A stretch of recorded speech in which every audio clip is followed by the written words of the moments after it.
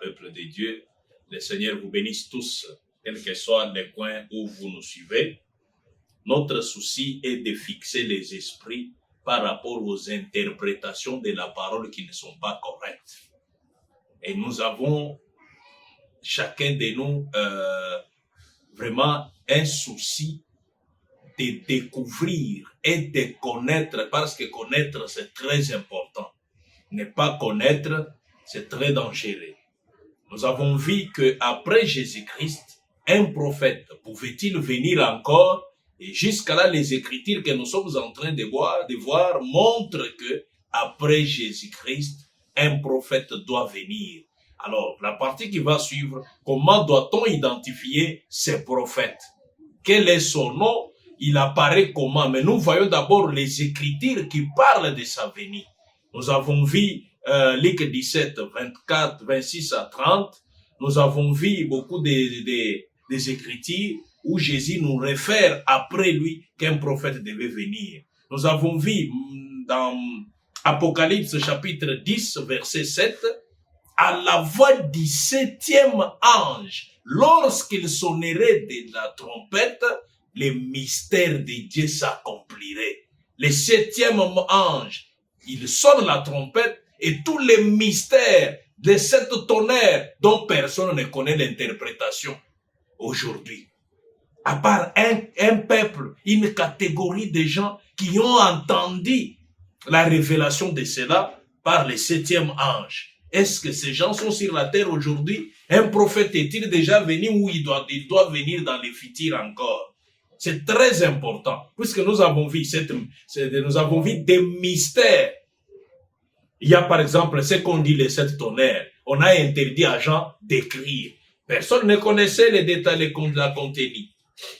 Qu'est-ce que les 7 tonnerres ont dit? Quand Jean a voulu écrire, la voix lui a dit, attention, c'est ce qu'on dit les 7 tonnerres, ne les écris pas. Mais le langage de cela, Jean a écouté. On lui a interdit d'écrire. Et on lui a dit de sceller jusqu'au temps de la fin. Lorsque le 7e ange devait sonner la trompette et le mystère de Dieu devait terminer. Rien ne devait rester caché. Vous voyez? Non seulement cela, j'ajoute encore d'autres témoins qui confirment la venue d'un prophète après Jésus-Christ. Nous voyons donc venir un messager du 7e âge et c'est un prophète. Non seulement nous voyons la venue de ce messager dans Apocalypse 10, 7, mais nous voyons que la parole parle de la venue d'Élie avant le retour de Jésus-Christ. Élie doit venir encore avant le retour de Jésus-Christ. Là, cela est écrit dans Matthieu chapitre 17, verset 10. Qu'est-ce que la Bible dit? Les disciples lui firent cette question. Pourquoi donc les scribes disent-ils qu'Élie doit venir premièrement? Et Jésus commence à répondre, il est vrai qu'Élie doit venir et rétablir toutes choses avant la venue de notre Seigneur. Élie doit revenir pour une œuvre de restauration dans l'église. C'est ce qui est dit dans Malachie 4, 5. Vous voyez? La parole s'emboîte toujours. Dans Malachie 4, 5, voici, je vous enverrai Élie, le prophète, avant que les jours de l'Éternel arrivent, ces jours grands et redoutables. Il ramènera les cœurs de père à leurs enfants et les cœurs des enfants à leurs pères, de peur que je ne vienne frapper les pays d'interdit.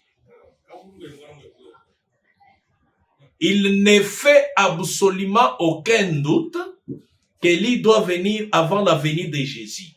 Il a une œuvre précise à accomplir.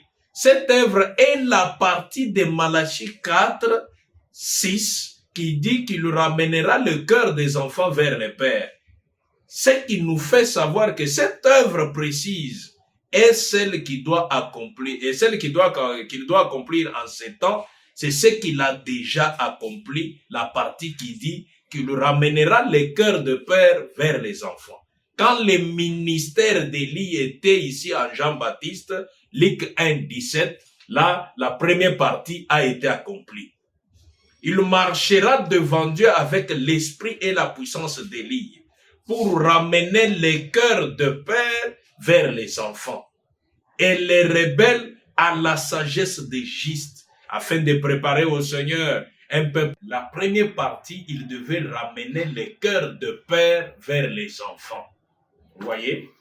Il marchera devant Dieu avec l'esprit et la puissance d'Élie pour ramener les cœurs de père vers les enfants et les rebelles à la sagesse des justes, afin de préparer au Seigneur un peuple bien disposé avec le ministère des gens.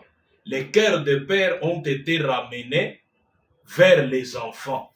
Nous les savons parce que Jésus l'a dit. Mais il n'est pas dit que le cœur des enfants ont été ramenés vers les pères. Cela doit encore se faire. Le cœur des enfants dit dernier jour. Vous voyez, les derniers jours. Ça, c'est Malachie 4. La première fois, dans Matthieu, où Élie devait venir, Jean-Baptiste, il a ramené le cœur de père vers les enfants. La partie suivante, il joue un rôle. Cette fois-ci, il ramène le cœur des enfants vers les pères. Vous voyez, ça c'est au dernier jour le rôle qu'Élie doit jouer. Vous voyez, les cœurs des enfants du dernier jour seront ramenés au Père de la Pentecôte. Jean a préparé le Père pour que Jésus puisse accueillir les enfants dans la bergerie. À présent, ce prophète sur qui descendra l'esprit d'Élie préparera les enfants à accueillir à nouveau Jésus. Ça, je vais ouvrir une parenthèse, bien que nous devrions le voir. Pourquoi on dit au cœur, les cœurs des enfants au Père de la Pentecôte? Chaque lecteur de la Bible, il sait que quand l'évangile de Jésus-Christ est venu et que Jésus est monté au ciel, les apôtres ont continué avec le travail de l'évangélisation. Ils ont prêché l'évangile, la puissance de Dieu était dans l'église, la parole de l'évangile était bien gardée. Arrivé à 325, si vous lisez les histoires, l'histoire, à 325, il y a eu concile de Nicée. Là, l'église s'est organisée. Christ a quitté l'église. L'église, quand l'église s'organise, Christ quitte. Ils ont organisé, ils ont mis à la place du baptême d'eau au nom de Jésus-Christ, que Pierre et d'autres apôtres baptisés, ils ont mis l'aspersion. Vous savez, l'église catholique jusqu'à ce jour, au lieu du baptême plongé, le baptême immersion, pour eux, c'est asperger. On prend l'eau dans un gobelet, il met au front, oh, tu as pris ton baptême. Ils ont modifié la vraie foi. Il n'y a pas de salut dans aucun autre nom, seulement en Jésus-Christ. Ils ont introduit Marie là-dedans. Ils ont modifié beaucoup de choses. Ils ont mis un homme à la place du Saint-Esprit. Un homme qui dirige, qui chapeaute. Il peut donner les ministères, il peut les arracher. Il peut nommer les évêques, il peut faire ces choses. C'est là qu'il a été promis, au temps d'histoire, la lumière paraîtra. C'est un langage prophétique. La lumière devait apparaître. Le même soleil qui s'était levé en Orient, Christ, la même parole, les mêmes miracles, les mêmes signes. Au temps de la fin, Christ, la lumière, devait apparaître de nouveau. Ça, c'est un prophète qui vient conformément à Malachie 4, conformément à Apocalypse 10, 7, conformément à Luc 17, 24 jusqu'au 30, 26 au 31 au 30. Vous voyez, beaucoup de prophéties montrent qu'après Jésus-Christ, un prophète devait venir. J'ai anticipé. Vous voyez, maintenant, vu que l'évangile que les apôtres prêchaient était étouffé par les organisations, par des dénominations, les églises qui s'organisent, nous sommes communautés telles, nous sommes communautés telles. Et ils ont placé un homme qui dictait, qui fait des choses, qui dicte des choses à la place de la parole. Le Saint-Esprit a quitté. C'est pourquoi la lumière du temps du soir, un prophète qui vient, Élie, ramène les cœurs des enfants du dernier jour au Père apostolique, à la foi originelle que les apôtres avaient, vrai baptême au nom de Jésus-Christ, vrai baptême du Saint-Esprit, tout, Élie doit rétablir toutes choses avant que le Seigneur ne vienne, de peur que je ne frappe les pays d'interdit. Oh, que celui qui a les oreilles pour entendre, qu'il entende. Parce que Dieu n'est pas connu par les raisonnements, par la théologie. Dieu est connu par ce que sa parole les révèle. Quand la parole vous révèle qui il est, vous êtes erré. Voyez par exemple, Élie du temps de la fête ramène les cœurs des enfants dans la bergerie. Les cœurs des enfants du dernier jour seront ramenés au Père de la Pentecôte. Jean a préparé le Père pour que Jésus puisse accueillir les enfants dans la bergerie. À présent, ces prophètes sur qui descendra l'esprit d'Élie préparera les enfants à accueillir à nouveau Jésus. Jésus qui vient sous une autre forme, le retour à la parole, pas celui que Marie avait mis au monde. Puisqu'il y a eu l'étouffement, l'âge des ténèbres, il y a le temps des ténèbres. La lumière qui vient au temps du soir, ce n'est pas quelqu'un d'autre qui vient. C'est Christ lui-même, le Fils de l'homme. Il vient comme un prophète sur la terre, capable de discerner les pensées cachées dans des cœurs des gens. Comprendre, tu viens de tel endroit, ton nom c'est tel, je te connais de tout ça. Capable, tu penses à telle chose, nous verrons cela. Pourquoi il devait venir? J'ai anticipé pour vous éclairer quand l'Écriture dit l'Élie devait ramener le cœur des enfants au Père apostolique. Pourquoi les ramener? Parce que le cœur des enfants était déjà éloigné du Père. La foi qu'avait le Père apostolique depuis 325 après Jésus-Christ, au concile de Nicée, quand l'Église s'est organisée, ils ont étouffé l'Évangile, ils ont introduit des choses et le Saint-Esprit avait quitté l'Église. Mais il n'y a que l'Élie, selon la prophétie de Malachie 4, qui doit ramener les enfants à la foi apostolique. C'est pourquoi il y en a qui adorent Jésus-Christ de la manière correcte aujourd'hui, dont l'Écriture dit il viendra un jour où les vrais adorateurs adoreront le Père et en esprit. C'est ça. Écoutez ce que la suite est comment. Jésus a désigné Jean-Baptiste. Le prophète de Jésus est en train de nous expliquer. Jésus a désigné Jean-Baptiste comme Élie dans Matthieu 17, 12. Vous voyez? Mais je vous dis qu'Élie est déjà venu, qu'ils ne l'ont pas reconnu. Puisque les disciples voyaient Jean-Baptiste. Jésus a dit oui. Élie est déjà venu. Alors que lui disait, il est vrai qu'Élie doit venir premièrement et rétablir toutes choses. Il leur dit, Élie est déjà venu. Voyez, je vous dis qu'Élie est déjà venu, qu'ils ne l'ont pas reconnu et qu'ils l'ont traité comme ils l'ont voulu. La raison pour laquelle il a désigné Jean comme Élie, c'est que le même esprit qui était sur Élie était revenu sur Jean. De même que cet esprit était revenu sur Élisée, après le règne du roi Akab, les lecteurs de la Bible le savent, il y avait Élie, le prophète, le Tishbite. Quand il est parti, l'esprit qui était sur lui est revenu sur Élisée. Et l'esprit d'Élie qui était sur Élisée est revenu sur Jean-Baptiste. Voyez toujours l'esprit d'Élie. Cet esprit parcourt le temps. Et ici, l'esprit était sur Jean-Baptiste, qui était sur Élisée, après le règne du roi d'Akab. Or, cet esprit d'Élie, toujours, reviendra encore une fois sur un homme, juste avant la venue de Jésus. Et cet homme sera un prophète. Dieu le confirmera comme tel, comme Jésus lui-même dans la chair ne sera pas là pour les confirmer, comme il l'a fait pour Jean, c'est le Saint-Esprit qui les fera en sorte que le ministère de ces prophètes sera accompagné de manifestations puissantes et merveilleuses comme prophète.